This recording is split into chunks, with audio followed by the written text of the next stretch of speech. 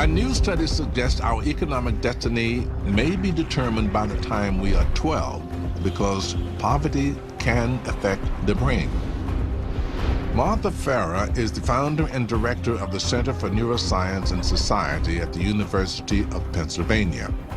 She has often wondered, why do poor children perform worse on IQ tests and in school? Many different disciplines have tried to understand how it is that poverty shapes people's life chances. My colleagues and I are taking a neurobiological approach to this question. Over the past few years, Martha and her colleagues have scanned the brain architecture of hundreds of children from a wide range of socioeconomic backgrounds. She has found there are physical differences between the brains of the rich and the poor. The question we asked was, what parts of the brain are dependent on that socioeconomic status for the size and shape that they eventually grow to? What we found is that several important areas do show an effect of socioeconomic status. Growing up in extreme poverty slows the growth of the hippocampus, which is important for learning, memory, and stress regulation.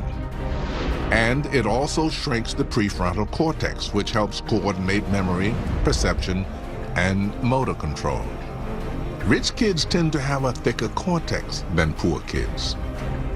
But it is crucial to note the rich and poor aren't born with these differences. The brains of the poor start off the same as anyone else's. Their brains are, however, at greater risk of developing slowly in early childhood.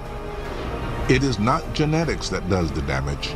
It is lack of mental stimulation and the stresses of poverty. One difference we know exists between the childhood experiences of poor kids and wealthier kids is that the wealthier kids get more cognitive stimulation. Everything from being read to, just being talked to, conversation, visits to interesting places. And we know that that promotes cognitive and brain development.